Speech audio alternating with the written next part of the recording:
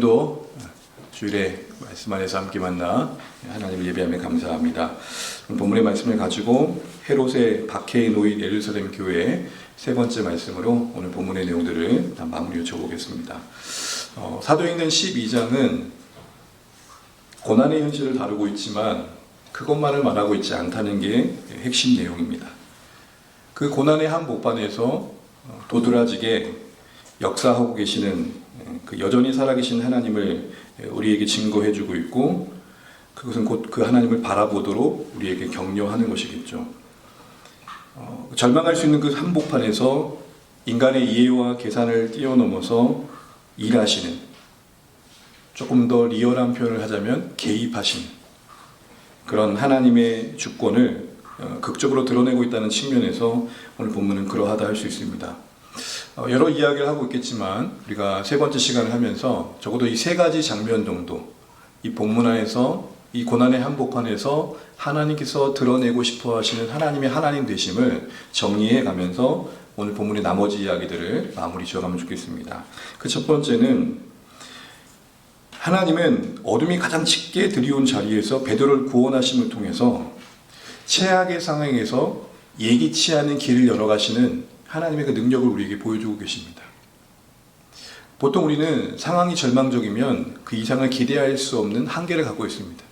예외가 없습니다. 우리 모두가 그러합니다.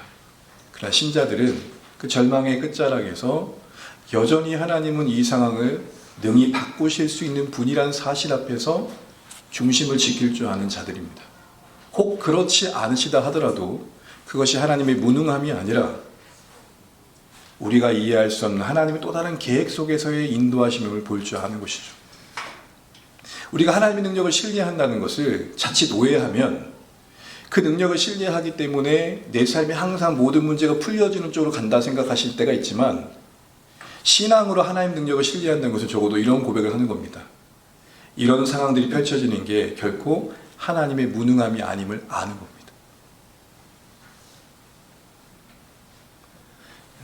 우리 아이들이 이제는 커가서 용돈도 받고 돈이 있으니까 아빠를 잘 안 찾습니다.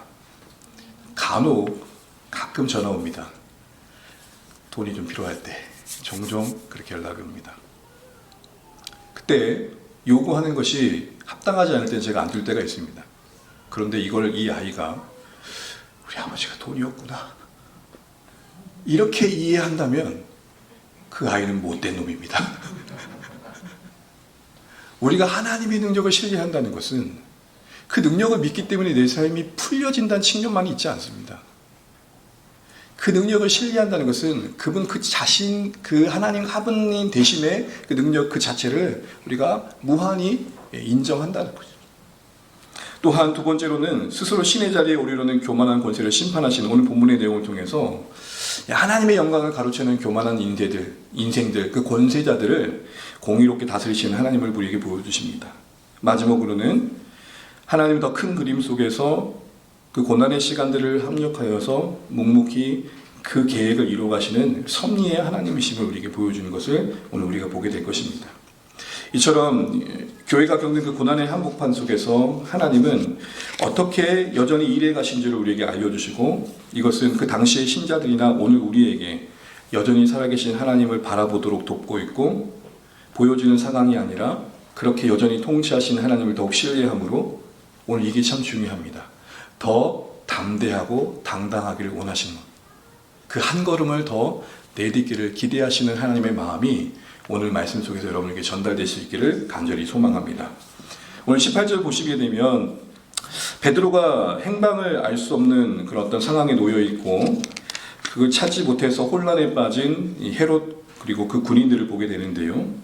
앞서서 기도 중이었던 교회는 베드로가 나타나서 놀랬다면, 오늘 옥에 갇혀 옥을 지키고 있던 군인들과 헤롯은 베드로가 없어짐으로 놀라죠. 놀라면 놀람인데 각각의 경우가 좀 다른 놀람이죠. 소동이 일어납니다. 적동같이 있겠죠. 틈없이 확실하게 지키고 있었습니다. 그런데 18절 보시게 되면 베드로가 어떻게 되었는지를 알지 못합니다. 날이 새 정도로 이곳저곳을 들쑤시면서 찾아다녔을 텐데 찾아내지 못합니다. 헤롯은 어땠습니까? 이제 하룻밤만 지나면 그 베드로가 풀려난 그날 기준으로 그 다음 날만 되면 베드로를 처형할 수 있었습니다. 이제 다 된 밥이었습니다. 속된 말로.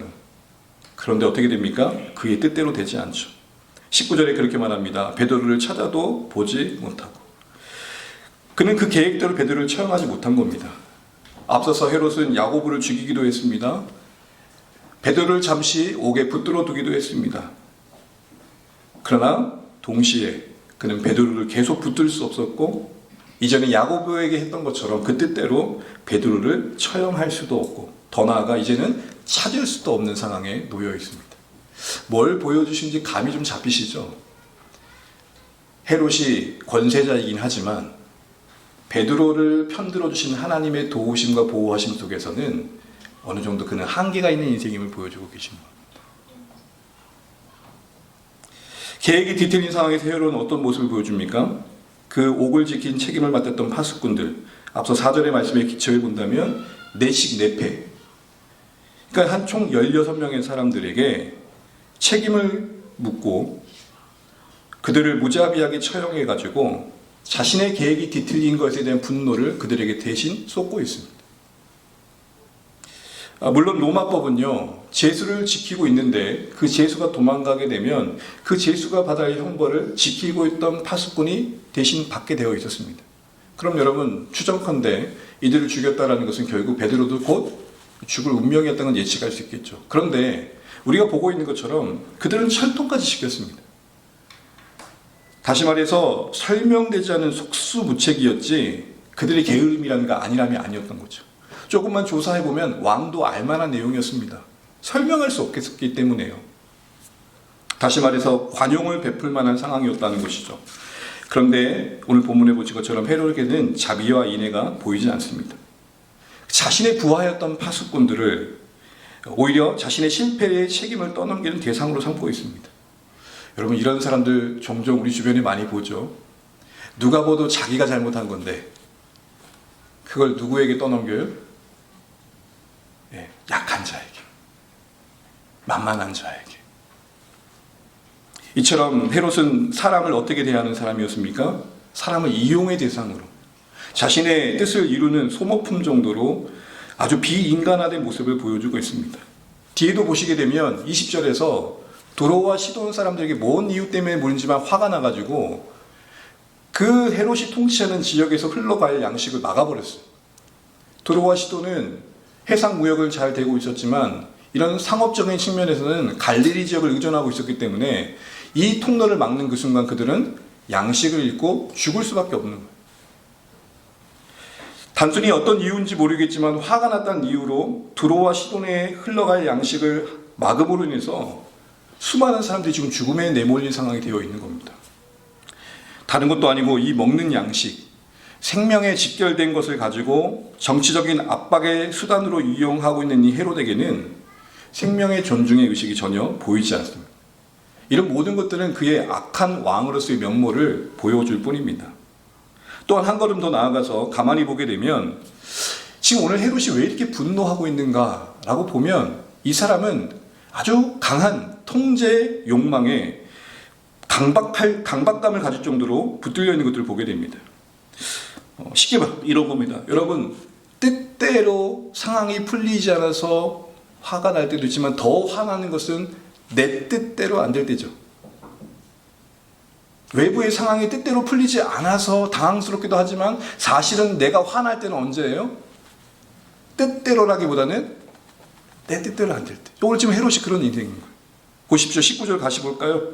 19절 보시게 되면 말씀을 가만히 보십시오. 성경이 뭐라고 기록하고 있습니까? 그를, 베드로를 찾아도 보지 못함에 파수꾼들을 신문하고 죽이라고 명한 겁니다. 그러니까 이 말씀 그대로를 직역해서 해석하자면 베드로가 지금 없어진 것만을 가지고 헤롯이 화를 낸 게 아니라 없어졌는데 찾을 수 없는 것 때문에 더 분노한 겁니다.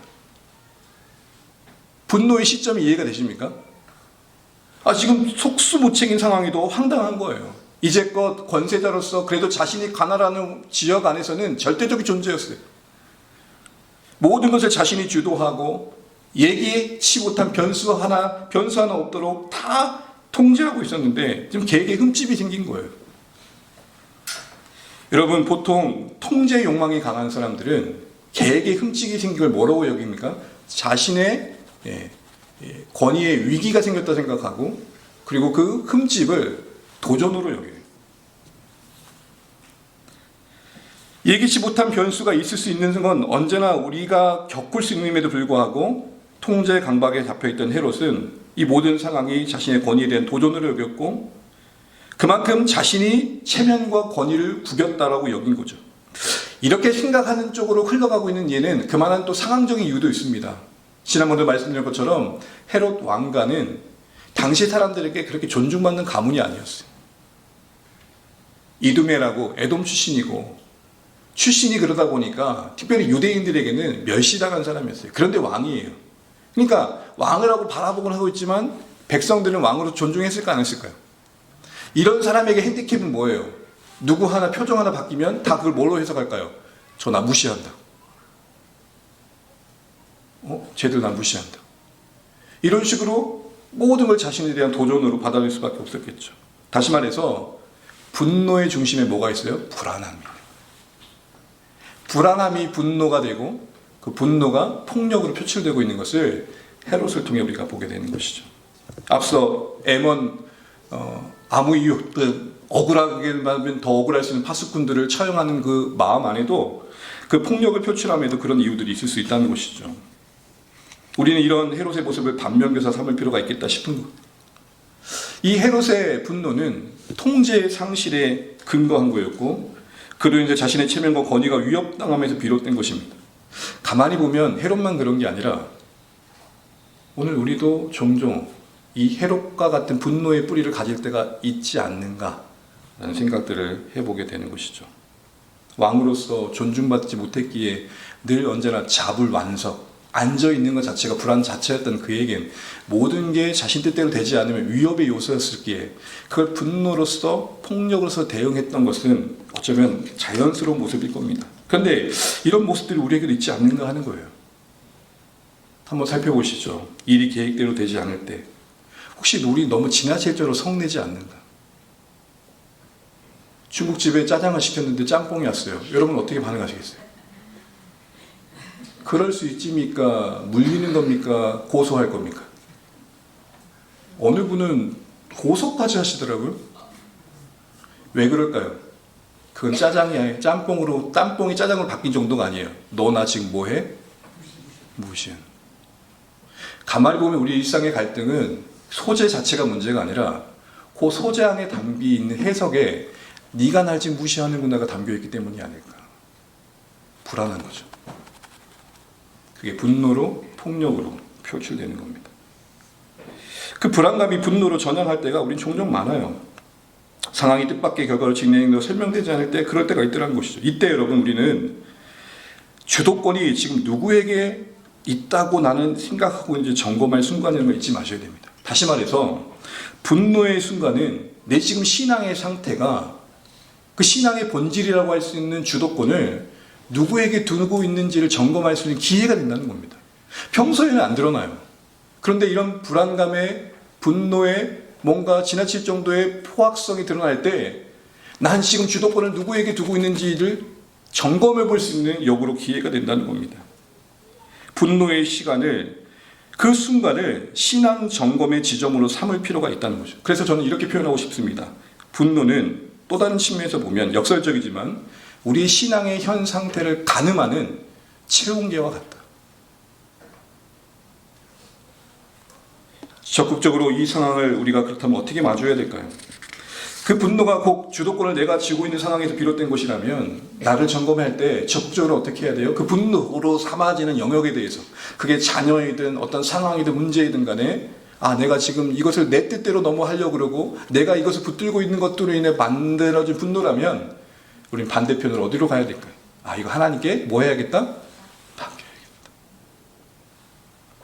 신앙의 여정이라는 게 여러 가지로 설명할 수 있겠지만 우리 삶의 주도권을 점점 하나님께 내어드리는 여정이라고 본다면 그래서 하나님을 더욱 신뢰하는 사람으로 자라나는 열매를 맺는 것이라고 본다면, 이런 면에서 오늘 헤롯의 분노의 반면교사 삼아 우리가 해야 될 선택들은 뭘까요?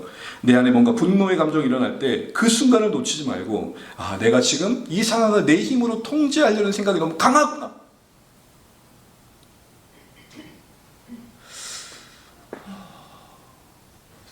가만히 보면 똑같은 상황인데 지나칠 정도로 내가 억울하게 여겨지고 무언가 통제할 수 없는 분노가 일어날 때는 그 순간 그 상황에 대해서 내가 지금 주도권을 놓치고 있는 게 너무 기분이 안 좋은 거예요. 나는 짜파게티 먹고 싶다는데 지들끼리 너구리를 끓이는 거예요. 왜 너구리를 끓이냐는 거예요.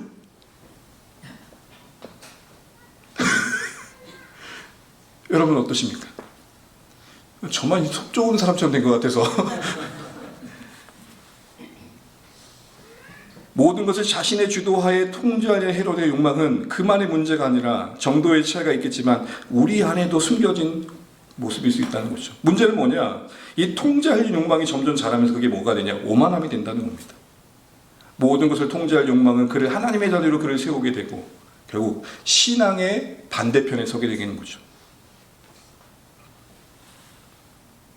그 불신앙이, 헤롯의 그 불신앙이 그를 하나님의 자리까지 세운 것을 뒤에 보면 우리는 확인하게 됩니다. 하나님 앞에서 우리가 내려와야 할 자리를 확인하는 그 순간이 여러분 우리 분노의 감정을 경험할 때가 아닌가 싶습니다. 최근 내가 너무 쉽게 분노했던 그 순간들을 한번 떠올려 보십시오. 그게 언제였는가? 그리고 조금 더 추적해 보십시오. 혹시 그때 그 순간의 감정이 그 상황의 정도가 그리 경미함에도 불구하고 내 안에 격동을 일으켰다면 혹시 내 안에 그것이 어디서 분노가 비롯된지 모르겠지만 여전히 내가 그 상황을 주도해 가야겠다라는 어떤 생각의 뿌리에서 근거한 건 아닌지 우리가 돌아볼 필요가 있겠다 싶은 것이죠. 그때 내가 지키려고 했던 게 무엇인가? 내 자존심인가? 아니면 하나님의 뜻인가?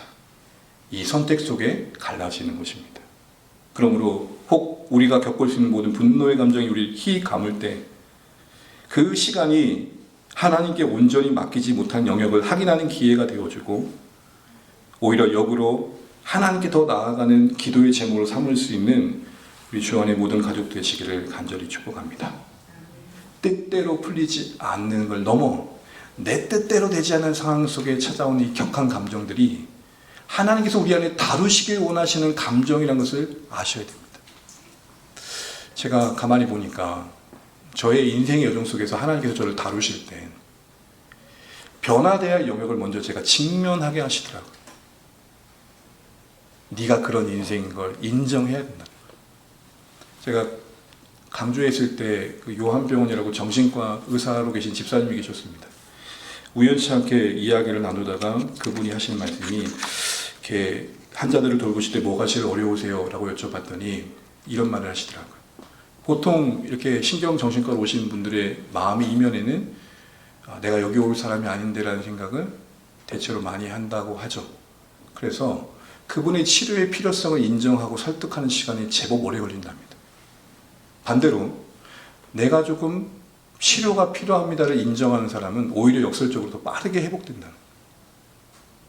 여러분 이걸 우리의 신앙의 여정에 적용해 보면 어쩌면 우리를 스스로 불행하게 하는 건 우리 안에 있는 고집 아닐까요? 저 포함 우리 모두가 불행을 자초하는 선택들을 하고 있지 않느냐. 그런 면에서 우리 안에 찾아오는 모든 부정적인 감정들이 단순히 그냥 뭐 이런 생각을 하지가 아니라 이면에 그 모든 뿌리가 나로부터 말미암았던 것을 인식하고 누구에게도 나아가는 기회가 돼야 돼요? 하나님께 맡기는 기회. 혹시 자녀 때문에 속상할 때 왜 없겠어요? 그것이 혹시 그 단순한 상황에 대한 속상함이 아니라 어쩜 뿌리 깊은 그곳에 혹시 그 순간 어렸을 때 모유 수유를 하고 기저귀 갈아주고 먹인 것도 다 생각나고 있다면 그거 여러분 억울한 감정입니다. 그 억울한 감정이 우리에게 분노를 더 피우는 거예요. 네가 지금 이 진짜 이런 생각이 드는 이유는 뭐예요? 내가 그만큼 억울하다는 거 아닙니까? 근데 여러분 하나님은 자녀를 뭐라고 말씀하셔요? 우리에게 맡기신 기업이래. 내 거 아니래요, 엄밀히 말하면. 잠언의 말씀에 비하면 살통이라고 하잖아요. 화살은 뭐예요? 자녀를 화살로 비유한 건 뭐예요? 언젠가 보내야 된다는 거 아닙니까? 이런 측면에서 이 헤롯의 이 분노의 감정, 그 이면에 있는 주도권을 놓지 않은 이 불신앙적 요소가 우리에게도 있지 않은지 돌아보시면 좋겠습니다. 이제 상황은 가이사랴로 이동한 헤롯으로 나옵니다. 여러분, 예루살렘에 있다가 가이사랴로 가는 걸 잠깐 설명드리면, 유대인들에게는 예루살렘이 수도인데 당시에 행정적으로는 가이사랴가 수도 역할을 했습니다. 우리나라에 빗대어 보자면 대한민국의 수도는 어디입니까? 여러분, 울산 시민들로서 자부심을 가지고 대한민국의 수도는 울산입니다 라고 아무리 말해도 수도는 울산이 아니죠. 서울이에요. 그런데 행정 수도는 어디죠? 세종이죠. 그러니까 팔레스타인 지역의 예루살렘이 서울이라면 가이사랴는 세종시였던 거예요.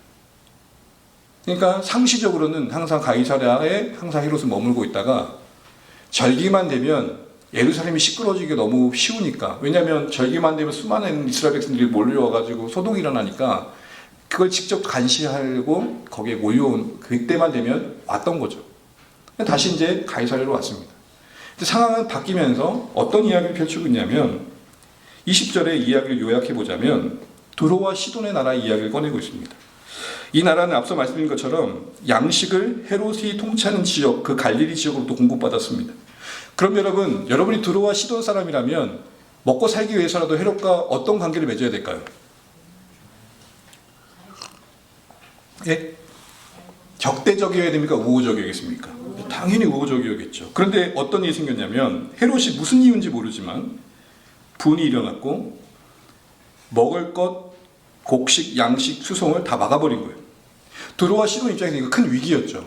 이걸 풀기 위해서 어떤 방법을 습득하느냐, 헤롯 왕의 심상을 맡고 있는 측근 블라스도를 매수해서 그의 한심을 얻어서 이 문제를 풀어가야겠다는 판단을 했던 것 같습니다. 근데 마침 블라스도가 이 헤롯을 어떻게 구워 삶았는지 바로 그 이어지는 21절에 매수의 효과가 즉시 나타나가지고 헤롯이 그 특정한 날 평소에 입지 않은 왕복을 입고 단상에 서서 앉아서 모인 백성들 앞에 연설하는 장면이 나옵니다. 아마도 이날은 블라스도가 매수된 대로 두로와 시돈과의 관계를 잘 회복하기 위한 날로 선택한 것 같고 왕도 그날을 정한 것 같아요. 아마도 조금 더 보면 뒤에 보면은 이 블라스도는 거기까지 매수한 것 같아요. 모인 사람들에게 오늘이 기회입니다. 최대한 아첨하십시오. 여러분, 헤롯은 어떤 성격이었어요? 가까이 있는 사람 볼 때 제일 잘하겠죠? 보통 여러분, 저도 군인대에 있을 때 지휘관의 눈치를 보면서 기분이 제일 좋은 날 가서 결제 받거든요. 어려운 결제는 술 진탕 먹고 그 다음날 해롱해롱 할 때 기분 좋을 때 있대요. 일단 출근하면 알잖아요. 아, 대장님 오늘 기분 좋으시다. 그러면 이제 모든 결제가 들어가는 거예요. 왜 그럴까요? 근데 기분 좋은 대장님은 어떻게 해요? 결제를? 고민하고 이렇게 하는 거예요. 막. 지금 블라스도가 어떤 그림을 그리는 것 같으세요? 그 정한 날에 수많은 사람들의 마음에 어떤 동기부여를 해가지고 이날이 빅데이입니다. 여러분, 헤롯 기분을 좋게 해가지고 우리 지금 이 문제를 풀어봅시다 막 했던 것 같아요. 마침 백성들이 거기에 호응하듯이 어떤 고백을 합니까? 22절입니다. 같이 한번 읽어보겠습니다. 22절 함께 읽죠. 시작. 백성들이 크게 부르되 이것은 신의 소리요 사람의 소리가 아니라. 이야, 여러분, 이거 헤롯의 깊은 곳에 그 결핍의 측면에서 보면 제일 듣고 싶었던 말이죠. 기대 이상의 말을 들은 거예요. 여러분은 개인적으로 어떤 말을 들을 때 흐뭇하시고 행복하시고 그날 하루가 괜찮으세요? 별 말 듣고 싶지 않으신가 보구나. 각자가 있으시잖아요. 어떻게 말을 들을 때 되게 뿌듯하고 흐뭇하고 행복한 날을 보내는 그 하루. 오늘 헤롯은 그의 왕이 안 그래도 잡을안석이었고 왕권의 위태함에 핸디캠이 있었고 약점이 있었던 찰나에 이 백성들의 이 반응은 너무나 놀라웠던 것입니다. 신의 소리라니요. 항우병에 빠질 수밖에 없었고 상당히 고무되고 흥분되었을 겁니다. 그동안 그렇게 갈망하던 어떤 안정감을 충족시키는 순간이기도 했을 겁니다. 그런데 도가 너무 지나쳤죠. 하나님께 돌려야 할 그 영광을 올려드리는 백성들의 고백, 그 어떻게 보면 계획된 어떻게 보면 아부, 그 찬사 이면엔 아부, 그래서 헤롯의 마음을 좋게 하려고 했던 그런 어떤 동기 가운데 이루어진 일들이 헤롯에게는 너무 기뻤던, 문제는 뭐냐, 그 찬사를 그대로 자신의 것으로 고스란히 받아들이고 하나님께 돌려야 할 영광을 돌리지 않았다는 지적을 지금 받고 있는 겁니다. 한마디로 가로채기 하는 거예요. 누구에게 돌릴 영광을? 하나님께. 신의 소리라는 것은 오직 하나님께만 돌려야 할 고백이었는데 그걸 자신이 취하고 있는 겁니다. 스스로 자신을 하나님의 자리에 둔 치명적인 교만을 범하고 만 거죠. 하나님이 이렇게 오만했던 헤롯을 그냥 두지 않으시고 주의 사자를 즉각 보내서 형벌을 내리는데 그 형벌이 참 비참해요. 23절 읽어보겠습니다. 시작. 헤롯이 영광을 하나님께로 돌리지 아니하므로 주의 사자가 고치니 벌레에게 먹혀 죽으니라. 여러분, 이 벌레에게 먹힌 이 장면, 권세자가 벌레에 의해서 죽게 되는 장면은 이사야의 14장에 보게 되면은 음녀 바벨론, 하나님의 권위를 대적하는 권세자들이 지렁이에 의해서 죽게 되는 것과도 맞물려 있습니다. 무슨 말이냐? 미물에 의해서 그 권세자들이 죽는 장면을 표현함을 통해서 대단한 그 권세자들이 별거 아닌 것들이 죽게 된다는 이 자체가 그들에게 수치인 거죠. 그래서 가끔 좀 용맹스러운 군사들은 내가 너희들의 칼에 죽느니 내가 자결하고 말지라고 했던 것들이 다 그런 거 아니겠습니까? 헤롯이 벌레에 먹혀 죽는 이 장면은 성경에서 일관되게 그 하나님의 권위를 대적하는 자들에 대한 심판의 그 수치스러운 죽음을 상징한다는 것입니다. 보십시오. 신으로 불리우고 있는 이 자가 뭐 하나 감당 못합니까? 벌레 하나 감당 못합니다.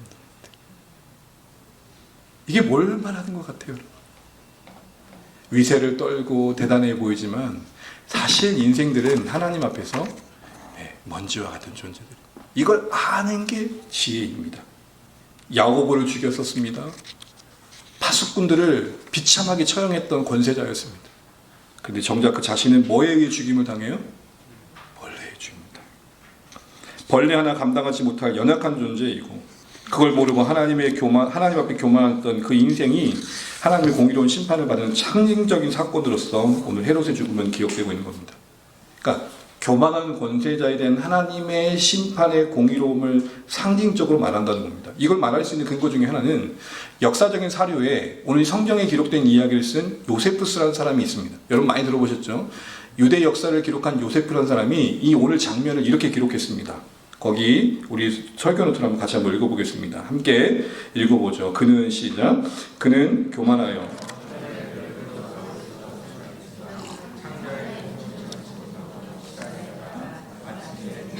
데피파자 안티오코스 에피파네스의 말년을 연상하게 한다. 여러분, 안티오코스 에피파네스는 그 유대 독립 시기에 BC 100년 안짝에 얼마나 이스라엘을 소위 세상 말로 족쳤는지 몰라요. 성전에 돼지 제물을 드리고 제우스 신상을 갖다 놓고 여인네들을 잔혹하게 죽이고. 그런데 그가 비참한 죽음을 맞이할 때 어떻게 죽어요? 창자의 통증을 줍지 못하고 죽었다는 거. 어떻게 보면 별거 아닌 거에 죽음을 당하죠. 근데 그 교만했던 자의 비참한 죽음과 오늘 헤롯의 비참한 죽음이 뭐하다? 닮았다. 그러면 이 오늘 헤롯의 죽음은 그 가장 중요한 본질적인 이유에 뭐가 있다는 거예요? 하나님 앞에 오만함과 교만함이 그 역사적인 사건으로서 우리에게 소개되고 있는 것이죠. 여러분, 이 헤롯의 최후가 인간으로서 하나님 자리를 넘볼 때 어떤 결과를 맞이한지 엄중한 경고를 우리에게 보여주고 있는 것입니다. 그리고 더하여 교회에게는 세상의 권세자가 아무리 대단해 보여도 영원하지 않으며 하나님의 공의 심판 앞에 벌레에 먹혀 죽는 비참한 죽음을 망할 수밖에 없는 자들임을 보여주고 있습니다. 사랑하는 조한의원 여러분, 잠시지만 우리가 생각할 것은 너무 당연한 거겠지만 벌레에 먹혀 죽을 수 있는 연약한 사람이란 걸 잊지 않고 하나님의 자리를 찬탈하지 않으려고 무단히 애쓰는 것, 이게 우리가 가져야 할 자세입니다. 나는 안 그렇다고요? 그럼 이렇게 한번 생각해 보시죠. 섭섭함의 근본의 마음은 무엇일까요? 왜 섭섭하죠? 여러분, 왜 섭섭하세요? 그 마음의 중심에 뭐가 있는 거예요? 은근히 내가 그래도 알아줬으면 하는 마음이 있는 거 아닙니까? 제가 오늘 여기 담아내지 않았지만 곧 보게 될 사도행전 14장에서는 바울과 바나바가 제우스와 헤르메스라는 신으로 여겨질 때 어떤 반응을 보이냐면 옷을 찢고 말도 안 되는 행동을 한다고 그들에게 다릅니다. 오늘 헤롯이 보이는 그 모든 영광을 자신에게 받아들이고 수용하는 모습은 상대적이었던 것이죠. 혹시 우리는 어떤 인정과 칭찬을 받을 수 있지만 그거를 정말 하나님께 순전히 돌리고 있는 자리에 있는지, 아니면 은연중에 붙들고 있는지, 이걸 점검할 수 있는 것 중에 하나는 난 왜 이리 도 섭섭한가. 더 나아가 오늘 본문은 헤롯의 이 비참한 죽음만 끝나지 않고 다른 측면에서 이 최후의 자리의 의미를 해석하는데 그 24절이 나와 있습니다. 다음 우리 한 번만 더 눌러주세요. 24절 같이 한번 읽어보겠습니다. 시작. 하나님의 말씀은 흥황하여 더하더라. 제가 이 말씀을 위의 말씀과 대조적인 것으로 얘기한 이유는 오늘 헤롯의 죽음이 단순히 죽었다의 의미가 아니라 그 안에 담긴 영적인 의미가 무엇인지를 대조적으로 극대화해주고 있기 때문에 그렇습니다.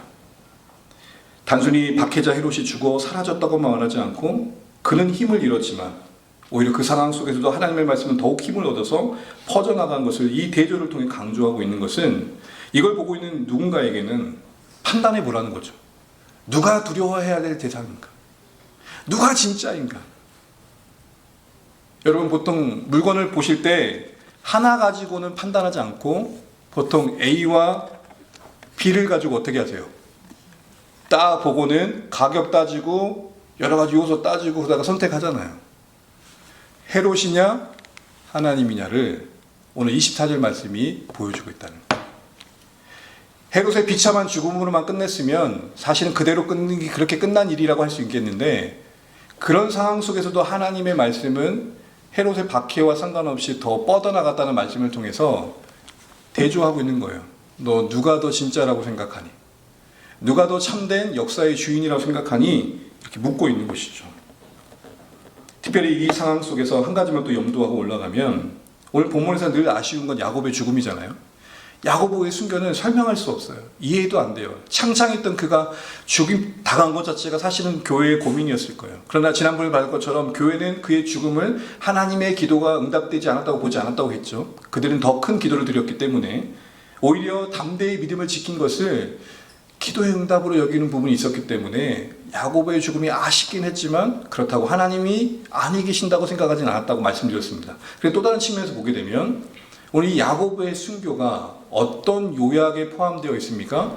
하나님의 말씀이 흥황하여 더하였다는 부분의 한 사건으로 다뤄지고 있는 거예요. 다시요.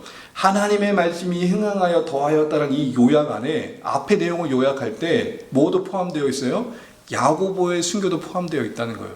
이 즉슨 하나님의 말씀이 흥황한다고 할 때 어떤 의미가 있는지 생각해 보면 유익이 되는 것이죠. 하나님의 말씀이 흥하겠다고 할 때는 교회에게도 유익이 있었고 VIP들에게도 역사에서 주께로 돌아오는 일들이 되었다는 말이겠는데, 그럼 교회에게 유익이 됐다는 것은 무엇일까요? 그 말씀이 야고보에게 흥황하여서 죽음의 위기 앞에서도 그를 붙들어준 능력이 되었다. 야고보의 순교를 말씀이 흥하여 더한 사건의 한 일부로 다루고 있는 성경의 의도는 무엇일까요? 박해 가운데 그 박해를 피할 수 없는 당시 성도들에게도 능력은 무엇인가? 하나님의 말씀을 더욱 신뢰하고 그 말씀의 능력에 붙들려서 두려움을 넘어 용기 있는 삶을 살 수 있다는 것을 보여주는 거 아니었겠습니까? 최종 심판자이신 하나님을 바라보며 소망을 갖도록 했을 것이고, 더 나아가 야고보도 그의 용기로 죽은 게 아니라 그의 용맹스러움으로 죽음을 맞이한 게 아니라 그도 한낱 죽음 앞에 벌벌 떨 수밖에 없는 연약한 인생이었지만 하나님의 말씀이 그를 붙잡아서 죽음 앞에서도 그 죽음 너머의 부활의 소망을 바라보게 해서 더한 소망으로, 더한 믿음으로, 더한 능력으로 그 상황을 받아들일 수 있게 했다는 거예요. 여러분, 만약에 저에게 죽음의 위기가 온다면 그냥 점잖게 죽으면 좋겠어요. 그냥 약 하나 먹고 이렇게 죽으면 그건 그나마 감당할 것 같아요. 두렵지만. 근데 여러분, 시퍼런 칼날을 목에 대고 이 양 죽이고 좀 좋게 죽이지. 야고보의 칼 위에 야고보의 죽음은 어떤 죽음이었습니까? 참수였어요. 참수. 참수는 뭐죠? 목베인 당해 죽였다고요. 그 공포스러운 죽음의 순간에 야고보는 안 떨렸을까요? 그럼에도 불구하고 그가 그 죽음을 받아들일 수 있었던 건 말씀의 능력이었다는 것. 사랑하는 주안의 가족 여러분, 저 포함 우리 모두가 이 시대에도 하나님의 말씀이 능력이 있다는 것을 경험할 수 있는 삶이 되시기를 간절히 축복합니다. 왜 안 두려워요? 왜 염려가 없냐고요? 왜 우리는 근심이 없겠어요? 그런데 하나님이 이렇게 말씀하셨으니 그게 어느새 믿어지고 나를 붙들어 두려워 벌벌 떨고 있는 나에게 한 걸음 더 내딛게 하는 당당함과 용기를 부여할 수 있다고 말씀하고 있으니 어줍은 발음이 세네요.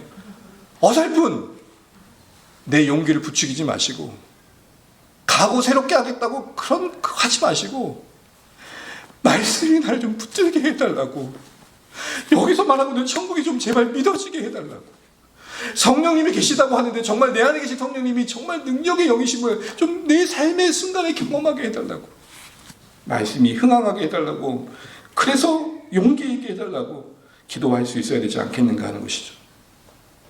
우리 모두 말씀이 홍수처럼 넘쳐나는 이 시대에 진짜 말씀 때문에 숨쉬고 있고 하나님의 말씀 때문에 살만하고 말씀이 있기 때문에 그래도 내가 오늘 산다라는 고백을 하고 있는지 돌아보시면 좋겠습니다. 여러분, 저는 진짜 그래요. 저라고 마음에 근심 두려움 없겠어요. 근데 희한하게 어느 날은 어느 때는 의도하지도 않은 펼쳐진 그 말씀의 한 구절이 쑥 들어와가지고 정밀하게 그 염려한 부분을 붙잡아서 저에게 그걸 이길 수 있는 소망을 주실 때가 있었어요. 여러분은 어떠신가요? 신자라면 적어도 이게 양식이 돼야 되지 않겠습니까? 우리 모두에게 말씀이 흥황하여 더하시는 역사가 있기를 축복합니다. 말씀이 우리에게 소망을 더하시고, 말씀이 우리에게 믿음을 더하시고, 말씀이 우리에게 사랑을 더하시고, 말씀이 여러분에게 순종을 더하시기를 간절히 축복합니다. 오늘 저것들이 오랜만에 만나가지고 시끄러워. 한 3주 만에 만나서. 잠잠하라 이것들아, 잠잠하라. 그래도 저 아이의 목소리가 얼마나 감사한지요. 이제 마무리하면서 오늘 성경은 모든 내용을 마무리 짓고 있지만 마치 첨언하듯 한 구절을 더 더하고 있습니다. 이게 오늘 참 핵심입니다. 우리 25절 그 말씀을 서둘러 마무리해 보겠습니다. 같이 한번 읽죠. 시작. 바나바와 사울이 부조하는 일을 마치고 마가라 하는 요한을 데리고 예루살렘에 돌아오니라. 아멘. 여러분 25절 말씀을 보셨는데 이 25절 말씀은 11장 마지막 절과 연결되어집니다. 함께 한 번 더 눌러주세요. 읽어보겠습니다. 시작. 부조를 보내기로 작정하고 이를 실행하여 바나바와 사울의 손으로 장로들에게 보내니라. 한 번 더 눌러주세요. 그런데 이 사이에 뭐가 있다고요? 12장이 있다고요. 요걸 각인하셔야 돼요. 단순히 12장의 박해만을 얘기하고 있는 게 아니라 지금 바울과 사울, 바울 이전의 사울, 바나바와 사울인 바울이 예루살렘에 부조를 보내는 사역으로 보내진 사이에 이들이 있는 거예요. 그러면 여러분, 바나바와 바울로 이룬 사울은 이 12장의 사건을 생생하게 목도했을까요? 못했을까요? 한 가지 더. 이들이 예루살렘에 머무는 동안 숙소를 잡았다면 어디에 잡았을까요? 가장 확실한 장소, 좀 더 가능성이 가장 높은 곳은 마가의 다락방이에요. 왜죠? 바나바의 생질이 마가예요. 그럼 여러분, 제가 삼촌인데 조카가 사는 울산에 왔어요. 그럼 저는 어디로 가야 될까요? 롯데호텔이라고 하면 안 되고 조카집에 그냥 가는 거죠. 가장 확률이 높은 거죠. 바나바의 생질 마가의 집에 갔을 거예요. 그리고 또 오늘 보세요. 누구를 데리고 가요? 마가를 데리고 안디옥으로 돌아가요. 그럼 적어도 마가와의 교제 시간이 있었을까 없었을까요? 있었을 거예요. 그럼 가장 확률이 높은 장소는 어디예요? 마가라 하는 요한의 집 마리아 그 다락방. 앞서 성도들이 기도했던 그 장소에 누구도 있었다? 바나바와 바울도 있었다. 자, 그러면 베드로가 기적처럼 풀려났을 때 그거 바나바와 바울이 봤을까요? 못 봤을까요? 봤을 거예요. 예루살렘 교회 성도들이 야고보의 순교와 함께 간절하게 기도할 때 그들도 같이 기도했을까 안 했을까요? 했을 거예요. 그 가정 속에서 교회의 기도 속에 기적이라는 것을 그들도 봤을 것이고, 또한 그 교만했던 헤롯이 비참하게 죽는 것도 예루살렘에서 가까이에서 봤을까요? 못 봤을까요? 봤을 거란 말이에요. 여러분, 우리 하나님이 이렇게 디테일하십니다. 단순히 구조 헌금하러 보는 정도가 아니라 거기서 바나바와 바울을 13장의 선교사로 파송하기 전에 아주 깊은 내면의 세계에 두려움을 거두어내는, 하나님을 더 의지하게 하는 선교 훈련의 장소로 만드셨다는 겁니다. 악한 자는, 사탄은 교회를 박해하고 진멸하려고 헤롯의 칼날을 들었지만 대려 하나님은 그 현장에 선교사로 보내야 될 바나바와 바울을 그곳에 두심으로 미리 선교지에서 경험할 수 있는 일들을 미리 경험하게 하셔서 아직은 그들도 선교사로 갈지 모르는 현실 속에서 그들이 선교사로 갖춰야 할 성품과 믿음과 소망을 준비시켰다는 사실. 어느 선교사님이 하셨던 말씀처럼 하나님은 내가 원하지 않는 곳에서 내가 반드시 있어야 할 곳에 사람으로서 나를 준비시켜줬다는 말씀처럼 오늘 바나바와 바울은 그렇게 준비되었던 것입니다. 여러분, 기가 막히지 않습니까? 우리 여기서 뭘 보게 됩니까? 오늘 선교지를 가기 전에 준비된 그들의 모습을 보는 겁니다. 야고보의 순교를 통해서 그래, 복음을 위한 사역에 이런 희생도 있을 거나 사명을 무겁게 받아들였을 것입니다. 장밋빛 같은 성공만 있는 게 아니라 죽음을 맞이할 순간 오겠구나는 다짐도 했을 것입니다. 교회의 간절한 기도 속에서 그래, 사역은 함께 하는 거지, 교회의 기도가 이렇게 선교지에 능력이 있구나를 배웠을 것입니다. 베드로의 기적적인 구출을 통해서 인간의 모든 불가능을 뛰어넘는 하나님의 주권을 받을 것입니다. 그러기에 훗날 바울도 옥에 갇혔을 때 베드로가 풀려난 걸 생각했을까요? 못했을까요? 생각했을 겁니다. 그러니까 옥에 갇혔을 때 찬송하고 기도할 수 있었던 겁니다. 그래서 옥문이 열렸던 겁니다. 옥문이 열리는 예고편은 이미 베드로의 기적의 사건에서 그는 바울이 봤던 거예요. 기적을 봤으니까 그 기적이 지금도 일어날 수 있는 소망의 그 힐락 같은 한 자락을 붙들고 바나바와 바울이 그렇게 기도할 수 있었던 거죠. 헤롯의 비참한 최후를 보면서도 용기를 얻었을 겁니다. 수많은 임금들 앞에 설 때마다 바울을 보십시오. 앞으로 담대합니다. 왜요? 야, 니들이 아무리 화려한 옷을 입고 권세자라 할지라도 나의 죽고 삶은 누구에게 달렸다? 여러분, 로마 배경의 영화를 보게 되면은 원형 경기장에서 시민들이 극도로 흥분돼가지고 그 시퍼런 핏빛이 날리는 그 난잡한 그 어떤 검투의 현장에서 거의 죽음의 위기에 놓인 그 사람을 놓을 때 한 번에 죽이려고 하기 전에 어떻게 하죠? 검투사가 그 죽이려고 하는 그 사람이 마지막에 죽을 때 그 사람들 보면서 뭐 어떻게 해요? 어떻게 할까요? 처분을 묻잖아요. 그때 사람들 어떻게 해요? 여러분, 저 죽여야 돼, 살려야 돼 할 때 어떻게 해야 돼요? 아, 장로님 저 죽이신다고요 지금? 보통 이렇게 하면 살고 이렇게 하면? 바울은 거기에 내 운명이 달려있지 않다는 걸 이미 헤롯의 죽음으로도 봐버렸어요. 여러분, 이처럼 바울과 바나바가 선교사로서의 어떤 준비가 되었던 여정을 여기서 경험한 겁니다. 하나님의 손길 아래서 대려 소중한 영적인 자산을 얻었고 더욱이 1차 전도 여행에 함께 동행할 마가란 요한을 동역자로 얻었습니다. 여러분, 하나님은 이 고통의 시간들을 바나바와 바울도 함께하게 하심으로 그들을 선교사로 빚으시는 기회로 사용하셨다는 사실이 놀랍지 않습니까? 우리에게도 고통이 멈춰진 시간 같지만 아니요, 거기서 나를 다루시는 하나님, 내가 바뀌어야 되고 변화해야 될 것들을 빚어가시는 하나님이심을 잊지 마시길 바랍니다. 우리 상황 속에 우리를 짓누르듯 무거운 것들이 있다면 여러분, 이거 늘 잊지 마십시오. 그 무게가 깊이를 만듭니다. 무게가 깊이를 만듭니다. 요즘 수험생들이 헬스장을 많이 가대요. 헬스에서 가장 기본이 뭐예요? 자신의 근육량보다 들 수 있는 무게를 확인하고 그것보다 좀 더 들고 늘 연습하는 거 아닙니까? 내 근육으로 들 수 있는 건 맨날 들어봐야 근육이 늡니까? 안 늘어요. 무게를 늘린다는 것은 깊이를 더하는 하나님의 신비예요. 무게는 괴롭죠. 늘 감당할 수 있는 문제만 오면 좋아요. 늘 감당할 수 있는 사람만 만나고 늘 감당할 수 있는 상황만 주어지면 베리베리 해피하겠지만 그렇지 않잖아요. 그런데 그런 하나님의 무게를 더하심 속에 깊이를 만드시는 하나님이 있으니 그 무게를 깊이하지 말고 해피하지 말고 해피하자. 하나님이 나를 향한 계획이시니. 이게 오늘 제가 여러분 앞에 이 두 구절 사이에 헤롯의 핍박이 놓인 사건을 통해 저도 은혜를 받고 여러분에게 나누고 싶은 은혜인 것입니다. 왜 주안의 교회 우리가 함께하고 있을까요? 여기서 여러분이 잘하셔야 돼요. 여기서 다루시는 하나님의 은혜가 있어요. 여러분, 제 마음은 여러분과 영원히 함께하고 싶지만 가능합니까? 우리 모두 각자의 소명을 따라 하나님의 인도하심 따르는 인생들 아닙니까? 마음의 원함과 다르게 우리는 부르심을 따라 삽니다.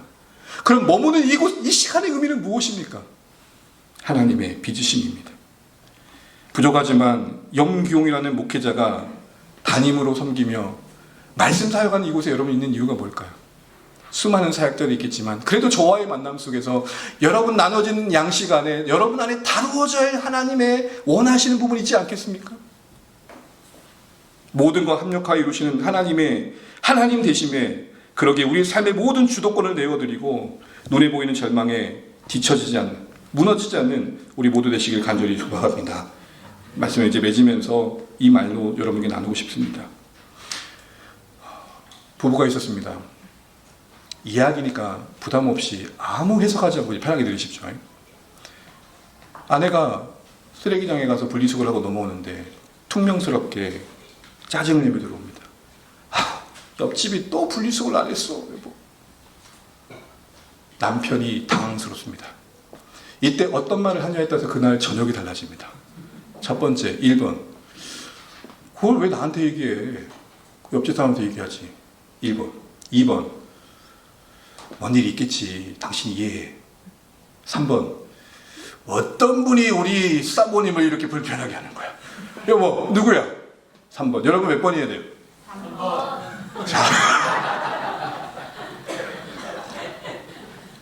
자, 여기서 여러분 성향이 어딘지 이미 답은 내면에 하셨고 공식적으로는 3번. 왜 3번일까요? 지금 이 여인이 뭘 듣고 싶은지 들리시죠? 뭐예요? 당신은 누구 편이야에 응답하길 원하는 거예요. 근데 여기 남편이 철 모르고 뭐라고 얘기해요? 여보, 뭔가 있을 거야. 가서 당신이 얘기해. 이러면 이때 그날 저녁은 없는 거예요. 남편들이 이때 긴장하게 되는 느낌. 여러분 제가 왜 이 말 드릴까요? 인간도 누군가가 내 편 되어준다는 것을 기대하고 있고 그게 얼마나 든든합니까? 그런데 하나님이 우리 편 되어주신대. 오늘 사도행전 12장은 교회를 편들어주신 하나님의 살아있는 증거이고 간증입니다. 이 시대 교회 어렵습니다. 진짜 어렵습니다. 여러분 느끼는 것보다 사역자는 느낄 정도로 교회가 너무 어렵습니다. 울산에는 사역자들이 올 생각도 안 합니다. 낙심하기보단 그러기 위해서 더 믿음으로 살려고 여러분도 애쓸 줄도 압니다. 그래서 오늘 말씀을 통해 더 마음을 붙잡고 이런 모든 시간들을 통해 하나님은 여전히 일하고 계시다는 사실을 선명히 보시면서 더 믿음으로 살기를 각오하시는 오늘의 말씀이시기를 간절히 축복합니다. 깊이 잠든 베드로처럼 오늘 데려가신다 한들 깊이 잠드는 것도 필요하겠지만 저는 오늘 말씀을 통해서 하나님께서 잠든 베드로를 옆구리를 쳐 깨우셨던 것처럼 하나님의 말씀이 여러분을 좀 깨우셔서 하나님이 원하시고 기뻐하시는 쪽으로 여러분의 걸음을 내딛게 해주시기를 간절히 소망합니다. 무엇에 잠들어 있는지 모르지만 그 무엇에 잠든 여러분의 옆구리를 좀 말씀으로 쫙 깨우셔가지고 그 깨움에 순종하며 갔더니 기가 막힌 일들이 일어났던 것처럼 우리가 순종하며 묵묵히 걷는 걸음 속에 생각하지 못했던 구원의 역사를 이루시고 변화를 만드시고 하나님의 일을 보게 하시는 은혜를 우리에게 주셨으면 좋겠습니다. 그런 의미에서 저는 마지막 당부로 이런 말씀을 드립니다. 여러분 오늘 우리의 몫을 사시기를 간절히 축복합니다. 오늘 주안의 교회의 몫을 우리가 하나님의 마음에 화답하며 응답하는 마음으로 살아갈 수 있기를 바랍니다. 여러분 주안의 교회가 말씀 안에서 무언가를 시도해 갈 때 또 뜻하며 계획할 때 양적인 측면을 고민하지 마십시오. 중요한 건 순종입니다. 하나님이 기뻐하시는 마음에 화답하고 응답하는 심령으로 우리 주안의 교회에 우리 각자에게 준 몫을 걸어낼 때 거기서 우리는 하나님의 일하심을 볼 줄로 믿습니다. 다만 바라고 원하는 것 제발 하나님 말씀으로 우리 옆구리를 쳐 잠든 우리를 깨워주시기를 간절히 소망합니다. 우리 이 시간